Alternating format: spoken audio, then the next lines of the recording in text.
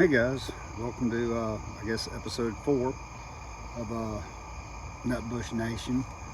Uh, I don't plan on all these videos just me talking. I'm just kind of introducing myself and letting y'all know who I am, because I guess I will be probably the primary person in these videos. There'll probably be some other people. I have family here, girlfriend that I'm dating that I used to date when I was a teenager, that I started dating here in the neighborhood. She lives here too.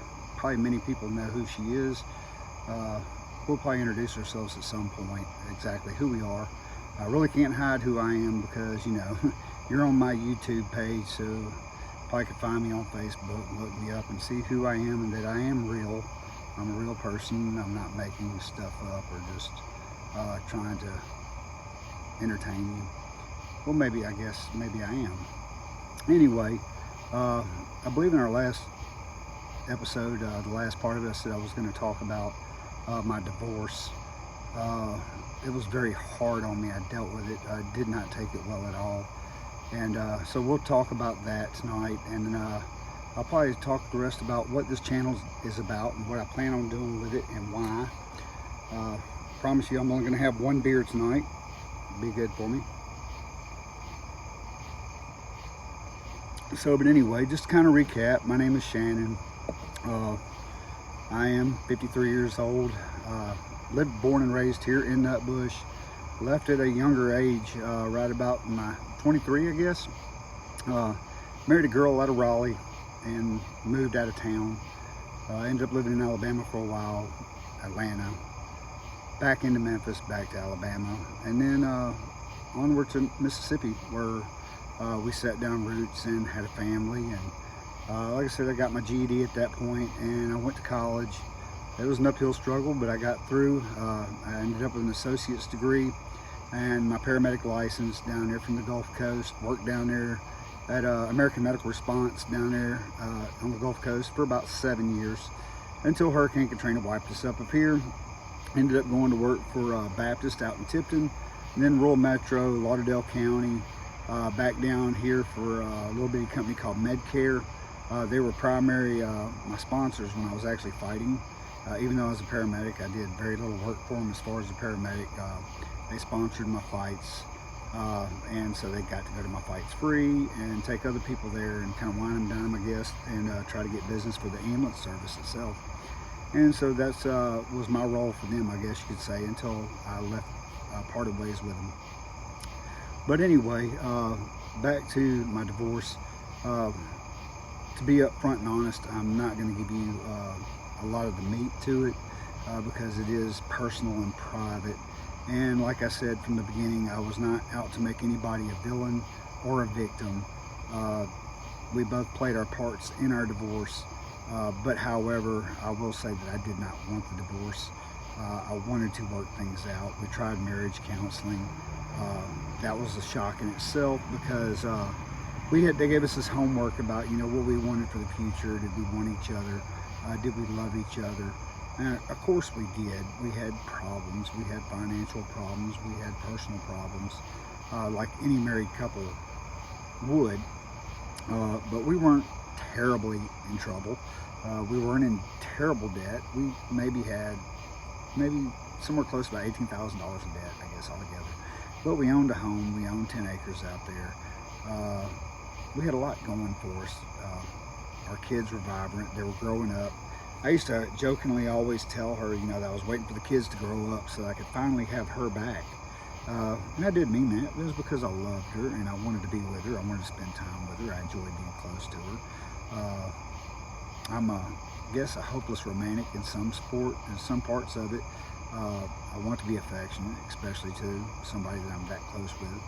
And to be honest with you, when we got divorced, I said that I never would again. You know, I didn't have no intentions of ever having a solid relationship with anybody like that, because I didn't want to put myself out there for that risk, for the hurt that I felt from my divorce. I never understood really how low depression can sink you, and how it can make you have thoughts that you normally wouldn't have, and especially against other people. Because the man that my wife left with really rubbed me wrong. I was very angry to the fact that she had been having an affair with him, and that she was keeping it, secret. Of course, you wouldn't, talk about your affair openly. But when I caught on, she didn't know, but I found out about a week prior before I even said or confronted or did anything. And that really wasn't the main thing that I confronted her on when it first happened. It just all dominated from there. I caught on to something else that she was doing. And what tipped me off is that she wasn't sleeping. She was up for days. And it was the third day when I confronted her, and I figured it out along with what I already knew. And so when I confronted her, we had a big tussle. I kind of pushed her off of me, went to the bathroom. I disposed of some stuff that she had that she didn't want me to, and she was very angry that I did. And she just basically told me that she wasn't happy, and that she wanted me to let her go, and I didn't want to. Like I said, man, we 25 years of marriage, 30 years total together, 3 states, 2 dogs and a cat, 2 homes, bought one, paid several years for it, and then sold it and made money really on something that we shouldn't have, because it was a double wide down there. But it was right after Hurricane Katrina, and people didn't have homes, and they were struggling to get FEMA trailers, and people were trying to get out of tents and the shelters and stuff, and it was very chaotic. A lot of damage, a lot of homes gone, just gone. And so it gave me a seller's market, I guess you could say, because I took that little bitty thing and I tripled my money off of it and carried that money up here to Memphis and put a down payment on the house that we were in. And like I said, I walked in the house, and she always laughed at me because she said, I was sold on it the minute I walked in, and I was. And the reason why I was so set on it was because it was a 3-bedroom, 2-bath house. There was 5 of us, 2 boys, 1 girl, me and her, and the dogs and the cat. And it was a big house, open plan upstairs, wasn't even completed house. Down the road, we ended up actually doing the upstairs. I actually cashed in one of my 401ks, and we added 2 more bedrooms and a bathroom upstairs. So it made the house itself a 5-bedroom, 3-bath. It was about 3,200 square feet. She always bitched about it because it was hard to clean, because it was a big house, And of course, I wasn't there all the time to clean, but I did a lot because I was working 24-hour shifts on ambulances, 4 days a week, sometimes even 7 days a week. Like I said, I had to make that money, I had to support that big house, support my children, pay for school, cars, new cars that we had, and a lot of other stuff, that we were doing. And of course, I was big into my mixed martial arts, and I was paying for a couple of different schools to be educated to fight. One of them being High Octane Martial Arts. I'll go ahead and throw them out of shingle right there, talk about them, give my perks up. Jerry Mason out in Covington, Tennessee. I trained Taekwondo under him as an adult. Ended up with a 4th degree black belt. That's where I stand now in the Taekwondo system. I was state champion here in Tennessee for about 2 years, kicking ass, doing good. And went over to MMA, and didn't do too bad there either. I lost a couple, got knocked out once. Learned a valuable lesson from that fight right there. It wasn't even the guy I was supposed to fight that night. He just kind of got slid in, and I was lied to about his credentials and stuff. And when I woke up, I found out he was pretty legit, and it taught me a valuable lesson. And that was to never go in there light-handed and never give somebody a chance to show you what they're about, because that's what I was doing. I was trying to feel him out, and I was kind of playing with him because I thought it was really his first fight. It wasn't. And I got knocked out, and my ex-wife, which was my wife at the time, was not happy about it. She flipped out, screaming, yelling outside the cage. But I lived, fight another day. And I did. I fought a couple others. I ended up fighting another guy, the local guy here, Danny Shell. I fought him in the next fight right after that. And it was a good fight. It was a good fight for me. It was a close fight. We went all 3 rounds, and I won a unanimous decision on that fight. But it was because I got knocked out the one before it is why I was able to capitalize on that fight, because I knew I didn't want that happening again. It would really hurt my career. But anyway, I stopped fighting because they said I got too old. They wanted to imposed some rules on me for a cardiologist, a neurologist, and a general doctor all to sign off and agree that I can fight, that I'm healthy enough, that my brain's good, my heart's good, my body's good enough to do so. I knew that what I can and can't do. I always said I was a late bloomer, and it's about the truth. I keep up with a lot of other men that are younger than me. Anyway, let's get back to the topic at hand. When I found out what was going on and confronted her, and we had that tussle, and I told her if she walked out the door, we were done, we would get divorced. And she walked out that door, and she went, I don't know. I called her and begged her to come home. There's a lot of conversations like that. It was one-sided from then on. She was done. She would come home because she worked outside of her home. She had an office there, so she had to come there to work. And most days when I was off, I'd be there and I'd wait for her, and I'd let her come in, give her space, and try to be nice and try to talk to her. And she got in this big kick to where she was dieting, and she started getting on my treadmill that was out in the garage, and pretty much stayed on her phone. I'm sure she was talking to I know who. And then she'd get doing the job and she'd be gone. And it would just be me and the kids there at the house. And fortunately my daughter didn't see a lot of it because she stayed at some girlfriends' houses when that was really going on. So she was kind of blind to it a little bit. But my boys were there, and they had some friends that kind of lived there on a part and full-time basis, depending upon which guy or girl you were talking about.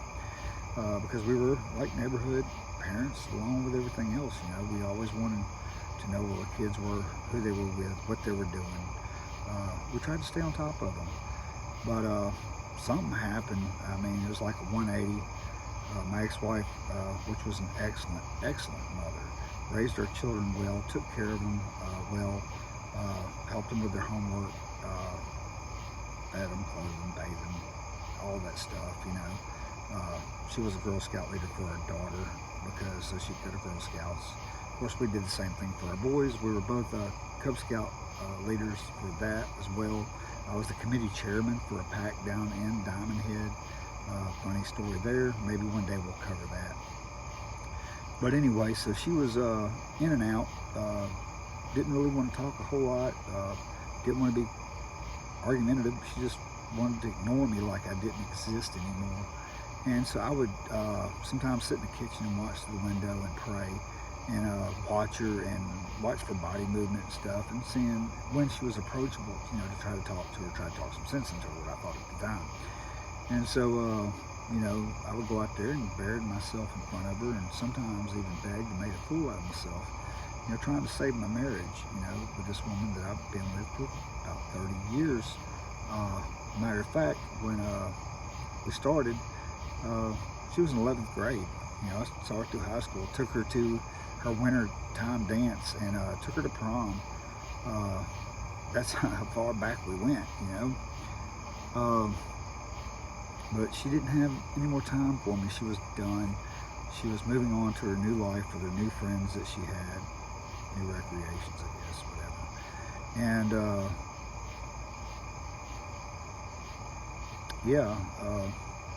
I felt like a lot of times I was a fool. I was angry. I got angrier. Called the individual that I knew she was seeing and tried to talk some sense into him, because the odd thing was that we knew each other. We weren't friends. We were acquaintances from the past, from racing horses and stuff like that. And so we knew who each other were. We weren't friends, but we knew each other were. And I tried to talk some sense to the guy and say, hey man, that's my wife, that's my baby mama, and you need to give us a chance to work things out.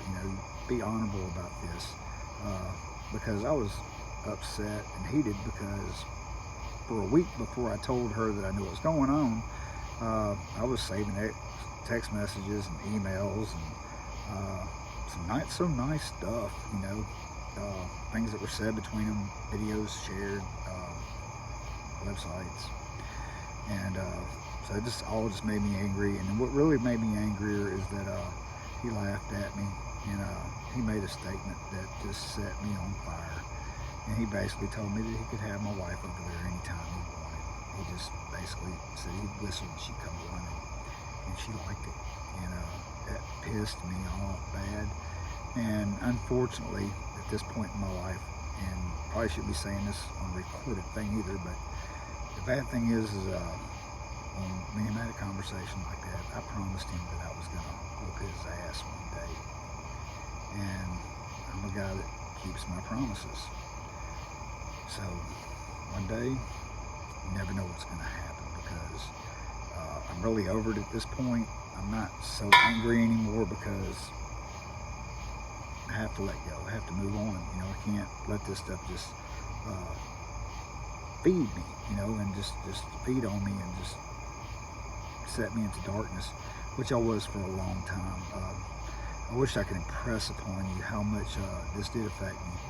I cried a lot, and I was a man that grew up that was taught you don't cry as a man. I actually got whoopings when I was a younger guy from my biological father for crying, because men don't do that. We hold it in, we hold ourselves up, you know. Old school, I guess. But anyway, I cried a lot, uncontrollably cried. Had to leave work a couple times because I couldn't hold myself together. Found myself consumed, even though we had already split up and everything.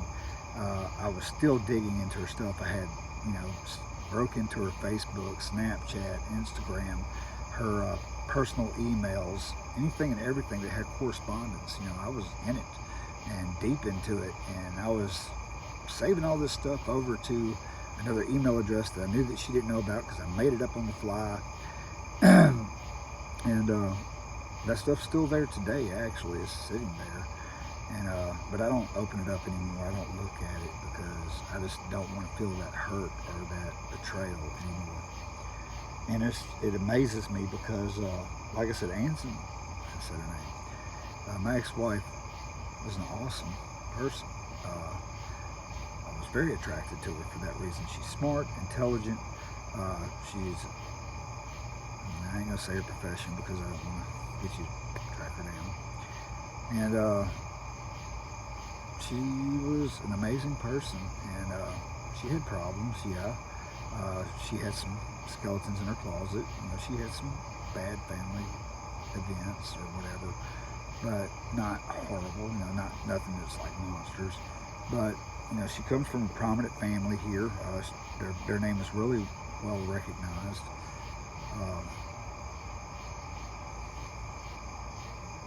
But I don't know. I don't know what happened to her. It would have been easier for me to deal with death, I believe, than this, because it damn near devastated me. It almost made me make some bad decisions. I'll even go as far to say is that I made a bad decision with it, and fortunately God intervened and I went home. And that's all I'm going to say about it, because I'm not going to talk about that, because what's the point? Anyway, so yeah, for almost a month I was in that house that we had raised our children in together without her. My boys were trying to live life, but it wasn't normal. It was all changed because our nuclear family had broke down. You know, we had been that way all their life. They've always had their mother and their father in the house. We were always there. We were always together. We always did vacations together. It wasn't like we were separated or they went off, or that, you know, we just lived together. We were husband and wife, and I thought we were very committed to each other at the time. And like I said, you know, there's no villains. There's no monsters. I was as guilty as her. I made some mistakes too.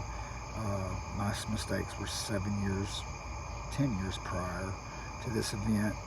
She knew about the event because I felt so guilty about it that I convinced and I confessed about it, even though she'd found out before I confessed. But I'm fairly sure it was because I allowed her to kind of catch on because I wanted to confess. But you know, throughout our marriage several times she stated that she knew that I was seeing this girl or that girl, or I was doing this behind her back. And I don't know what to say. Most people are not going to believe it, but I don't care. It didn't happen. One that she thought I was messing with was down on the Gulf Coast, and there was a girl that worked in a convenience store that we got gas at when I was working on the ambulance. And yeah, I went inside the store and I talked to her, but there was never no flirting, there was never no plans, there was never no dating, there was never no going anywhere with each other or anything like that. Just didn't. She just had some other girl that was pissed at me that worked at the company that I worked at, and called her and told her that all this was going on and got it started. And she went with it, And there was another time that something similar like that happened. It was because the girl sent me a message. I didn't respond back, but she got bent up about that. And there was a second time where there was some interchange on the phone, conversation, sent some photos to me, and got caught by the photos. And she got very upset, but I never met with the girl, I never went anywhere with her. It was simply over the phone. And was it right? No, it wasn't. But it wasn't affair. So anyway, I guess when she decided to have hers or whatever she did, I guess it was kind of a hold my beer and watch this, because it went full tilt and it got ugly and it went fast. And like I said, I was stuck in that house. I cried a lot. I was depressed. Begged her to stay. She refused until the very end, and we sold the house. And then I had to move all the stuff out of the house, and I moved everything out except for her stuff. I left it there. And then 2 days later, on closing day, she calls and says she gotta get her shit out, and she's like in a panic. What can I say, But my dumb self or whatever, I went over there and helped her move her stuff, and listen to her crap. Battery went out in her car. I actually went over there. I was going out of town. I actually went over and delayed going out of town to go over to fix her battery. I had to go to the dealership because she wanted one from the dealership. Drove down there, got the battery, come back, changed it out for her. She said thank you, but I guess I was expecting more that she wasn't willing to give, and that affected me. Went on for a while, and then I reached out to a girl that, like I said, lives here in aBush, and talked to her, and she was split up with her guy, and I was split up, and it seemed like, everything was in line and perfect timing. Wasn't as smooth as I thought it was, but, it is what it is. We're still dating. It's been rocky for us. We've had some problems in the almost year that we've been dating now. We've actually had to stop dating a couple times. Most of it was because of me. Some of it wasn't. Some of it was because she didn't know how to deal with a close relationship with somebody that's different than most that she's been dating. Because one, I don't lay my hands on women. I can articulate what I need and talk, and either we both agree or we disagree and split ways. That's my way of dealing with things. I don't scream, I don't yell, I don't belittle her, I don't cuss at her, and I damn sure don't lay my hands on her. And I'll say this, when all the way up to I divorced my wife, I can say that I never really laid hands on her until that night when she walked out the door. And I really didn't lay my hands on her like I was gonna deal with or hurt her or beat her up. I was only removing her off of me because she wanted something I took away from her. And she wanted that stuff back, and I wasn't giving it. And so she tried to climb up on me pretty much, and I shoved her, and she made this kind of dramatic fall to the ground. And I guess she thought my boys were going to hear it and intervene or something, I don't know, but they didn't get in the way at all. And when I went to the bathroom and I come out, that's when she was trying to leave, and yeah, I grabbed a hold of her because I didn't want her to leave. I tried to get her to stay, but when she pulled away from me, I let her go. And I told her, if you walk out that door and turn your back on me, we're done. And that's what she did. And even though I tried to crawfish back out of that statement, she held that statement dear. because I said we would divorce. She held that statement dear. She wouldn't let me take that statement back. She was eager to get our kids to the kitchen, and we sat there and told them that we were getting divorced. I didn't want to, but that's what she wanted. That was the agenda. And then the sad thing was that she had contacted a friend of mine, trained Taekwondo with. He was a lawyer, and got him to agree to do our divorce. That kind of hurt me too, because I was called brother there, and I felt that he shouldn't have been involved. But I agreed to it at the very beginning when we walked into the office that it was going to be a uncontested divorce, and we were both going along with it. And it's not that I wanted it, but I wasn't stopping it, and I was in shock. I was afraid. Oddly enough, I can use the word fear. And I was hurt, and I was blindsided, and I had a lot of tunnel vision during that time. I mean, it was like everything around me just stopped. You know, it just didn't exist. It was just this one thing going on in my life that was just tragic, and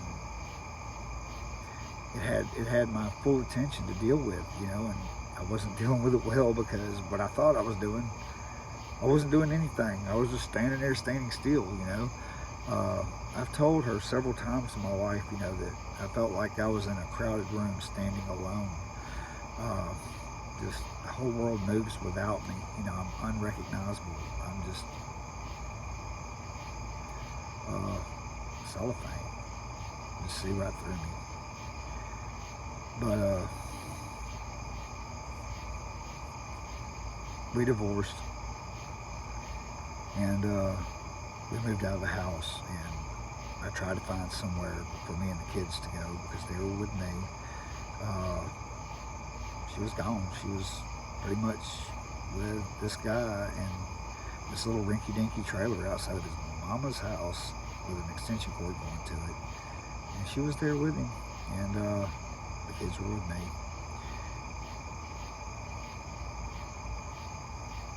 And I'm sure that was hard on them because they couldn't go there with her. They weren't giving an explanation why. I knew why. I'm sure y'all know why. But they didn't understand that, you know. And she would tell them that it was me that was driving her away from them. That's what she told them. And that it was all me. And I was the guilty party. And they just didn't understand. And one day the veil would be revealed, and they would know the truth, you know. They already knew the truth. They were there. They lived it, you know. I tried to explain that. Didn't want to hear it. That was just my narrative, me making up crap.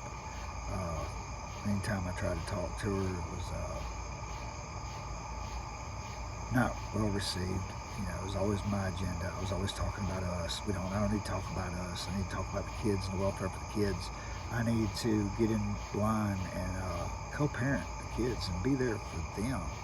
Well, thought I was there for them, you know, because we were damn near homeless. We sold our home, couldn't find nowhere to live. Coming back to Nutbush, I guess living with my mother at the age of 53 and my kids, you know. But it didn't work out. It worked out, I guess, because I had an aunt that owned a home next door to my mother, and she sold it to me fairly cheaply too, but it needed a lot of work. I mean, it's damaged. The roof was damaged, windows were damaged, glass was broke, holes in the wall, rats coming in, water running in the house when it rains, swelling the wood, mold inside the walls, and I'm still working on this place. It has been rewired completely. The esophagus and everything, all the wood outside has been changed. Roof has been re-roofed. Drip pan is put up. New box, control box and everything outside. Cameras. A lot of work on the inside. Took all the insulation out upstairs because the water heater was busted inside the house when we came in. Sheetrock damaged. We removed the water tank, replaced it, took all the insulation out of the top of the house. And now we're in the process right now of remodeling and doing pretty much one room at a time. So there's some rooms that are getting complete sheetrock changed out from roof all the way to floor, and some of them are just getting the walls replaced. Also realized that the house was built in 1936 here in Memphis, and it had no insulation on exterior walls either. It's just board on each side. So I have elected to insulate the house. I've taken some windows out, putting some new windows in, put 3 steel doors up on the house, put my logos up. If you look out from the street, you'll see it says aBush Nation on each side of my damn door.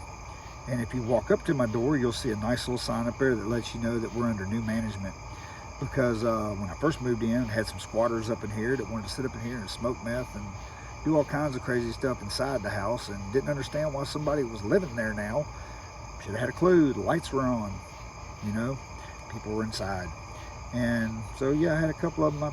I had to put a gun to their face and get them out of my house, you know, and do it again if I have to. I'll protect mine. So anyway, the house was born in 1936. Well, was made in 1936. Had significant damage.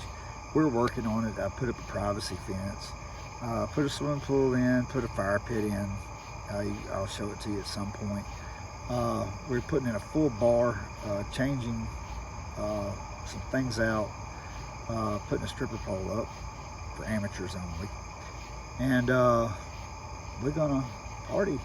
We're gonna throw some parties and try to raise some money and make a difference. And these videos are to help others. I hope, you know, if there's another man out there that's going through something similar that I am, and maybe can hear my story and hear my part of it and how I dealt with it and how it hurt, and tried to even seek, you know, psychological help. Went to see a psychiatrist. Psychiatrist put me on medication. Medication worked there, but I don't think it was really doing what I needed. It was stopping the problem, but it just wasn't fixing the problem. The medication was hard to take. It made me sleepy all the time. I would go to work and I would wake up and realize that my eyes never closed. I stood there with my eyes open and was asleep because of this medication. Hard to focus, hard to stay awake, just hard to deal with. And so sometimes I come off of it, and then when I come off of it, my anxiety and my depression would come back, and I'd have uncontrolled crying.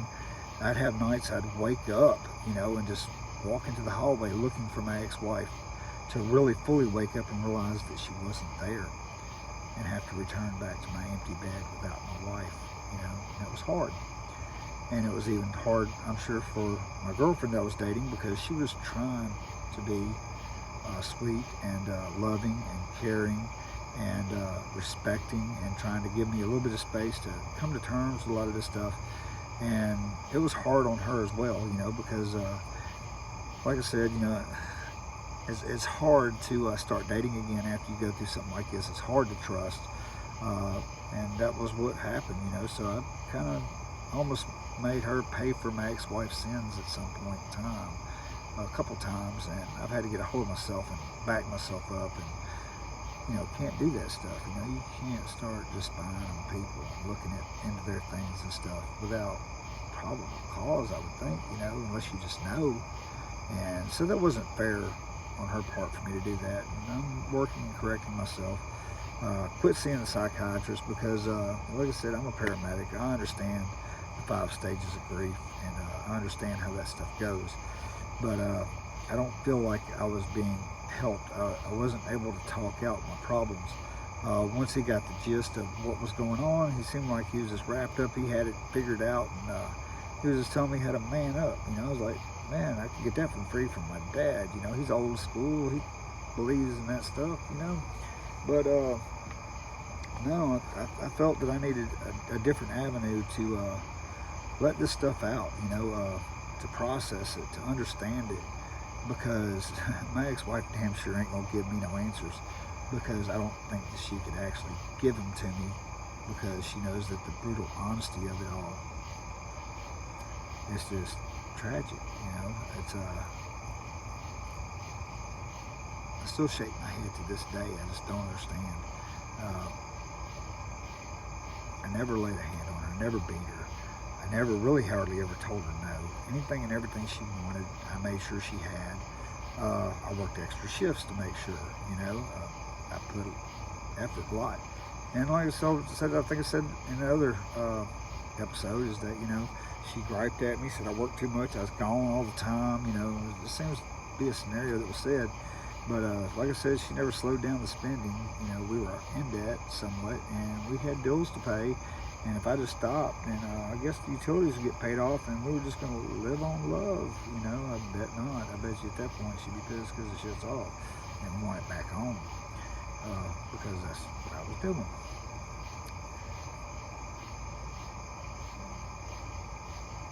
I want to ask how.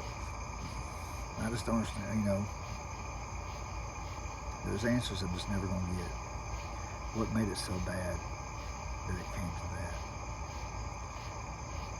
What made it to where a man that you were with for 30 years is less than the man you've been with for 5 minutes? One man adored you, the other man still uses you. And he runs off on her. They are together for a little bit. I guess he gets bored, tired, whatever, finds some other woman. He gone. She cries. She actually sang a song to him and recorded it. But instead of sending it to him, she sent it to me. It tore me up. I cried. I called her. I cussed her. Asked her how she could do something like that. It confused her. She trying to figure out what the hell I was talking about. And she figured out. And then she tried to tell me that she never sent it to him. Yeah, she told me a lot of things didn't happen that I know. Because I know how men operate. I know what that guy was looking for, and he saw it. He saw it. Hook, line, and sinker.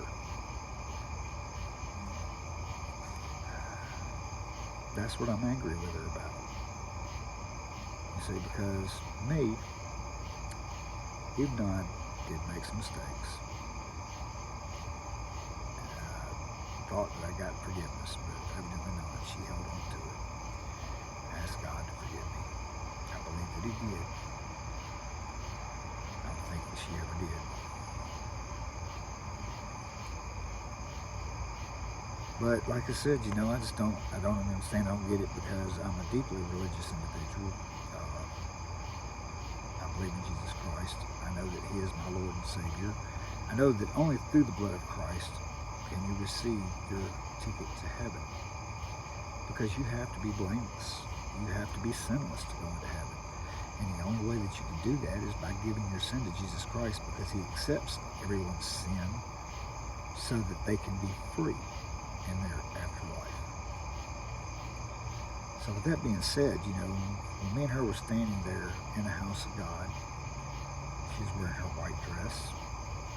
I was wearing my white tuxedo. I figured, we've been together, living together for almost 5 years. If she was wearing white, so was I. We stood there, and we made a vow before God. We promised to God that we would love each other, for better or for worse, till death do us part.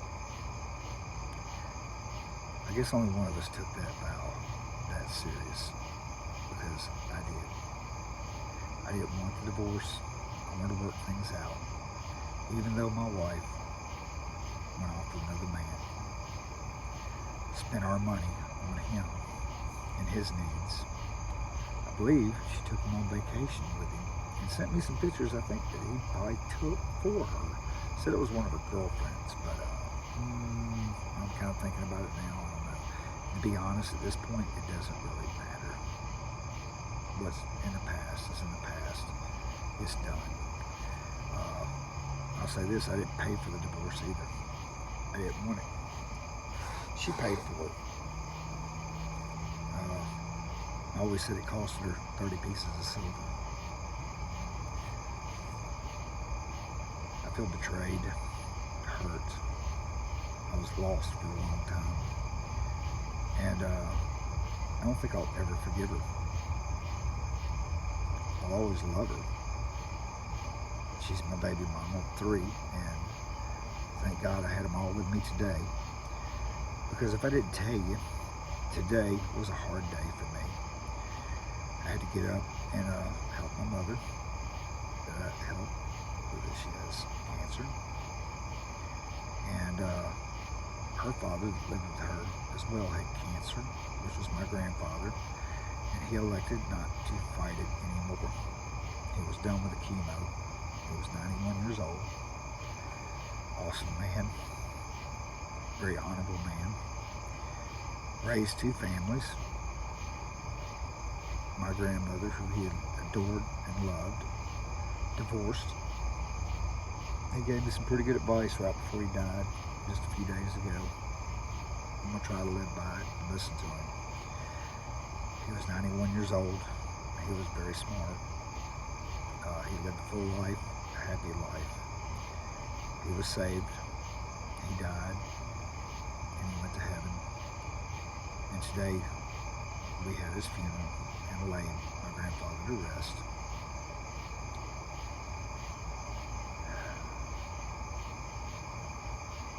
So now here I am, leaving y'all another video, which I think has been the longest one that I've done so far.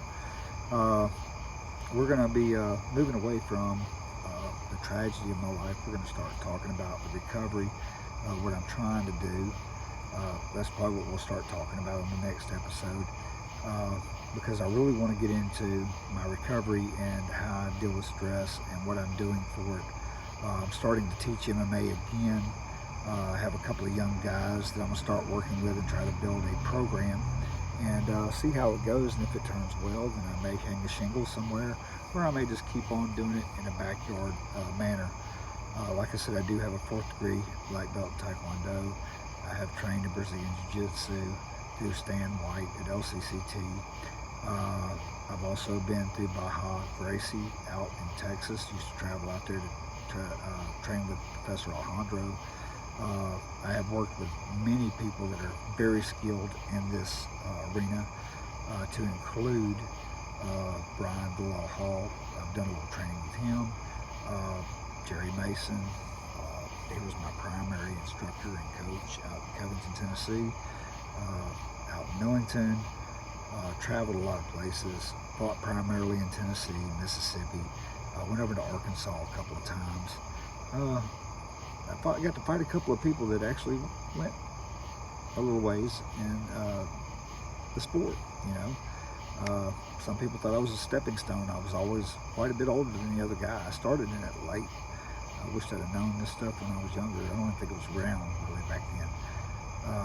But, you know, I fought into my 40s, late 40s. And then when I turned 50, that's when they had a problem with me fighting. But I was a hard fighter. You know, I think the crowd liked me because I would climb on people and I'd make them carry my weight and just suck them and drag them into deep water, you know, and make them tired, make them not like it. And most times it was young guys, and they'd find out that I was in my 40s and they're in their low 20s, and oh, they're gonna beat grandpa up, you know. So they don't train, they smoke cigarettes and drink and do whatever, and I'm doing my camp, eat clean, drinking water, running a lot, and giving it to them, you know. I was known as the American Psycho.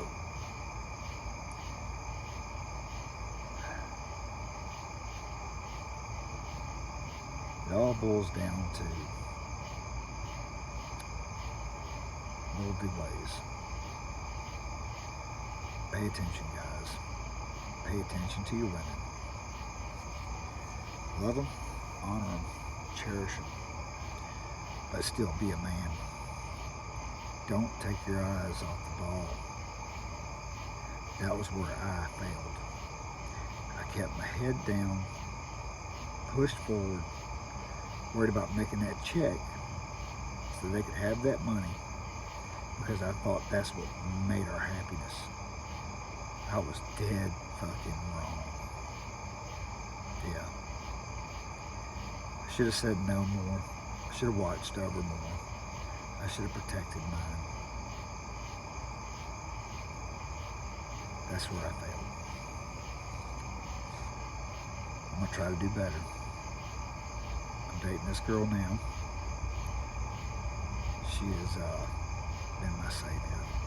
She has been caring. She has dealt with me a lot, where some other folks would probably wash their hands and be gone. She watched me cry. She held me while I cried for over another woman. She held me while I cried for another woman. Say that doesn't take compassion. She knew where my mind was. She knew that my heart had to catch up. And that's a hard thing to do, because when you go through what I went through, you just want to build walls all the way around you, and you never want to give anybody an opportunity to put you through that kind of hurt again. And it's hard. I tell you now, it's hard. Because I'm trying very hard to respect her and to be the man that she deserves to have in her life. I want her to feel special, because she is special. And as we go through and we build and we grow here in aBush and beyond, I want her to have a good life. Because like me, even though my tragedy happened at the end, because I had a good marriage for most of it. Most of it was really good. I mean, you know, we shared, we vacationed, we went on trips, we grew and did things and made mistakes and learned from them and built 2 homes together, you know. She nested through 3 kids and cared for them and loved them and got them through school, everything, you know. But she wanted a different life once they got older, and that's what we are. So my daughter turns 18 August the 31st, and my other 2 boys are grown, and they're trying to make their way in this world, and I'm picking up and rebuilding my life here. I plan on doing some things here, keep this channel going. We're going to probably be opening up a podcast here before long, and podcast is pretty much going to be talking about this situation, probably trying to talk to some folks and see if we can help them deal with their losses, or you know, similar things, because it's, you know, it's a hard thing to deal with. We're all human, and yeah, we try to take care of ourselves. We don't do so good as far as health-wise, but when we deal with the matters of the heart and the mind, I think we guard ourselves a whole lot better, you know, than managing our health. So we are going to roll this up tonight and finish it out, and we'll catch another episode here soon. I hope y'all are enjoying this. Please leave some comments if you got some you want to talk about, or you want to ask something that I wasn't clear about and that I may be willing to share or answer. You know, feel free to answer or talk to me, and we'll figure it out, you know. And I got company coming now, and y'all have a good night. God bless you. aBush rules. Let's party.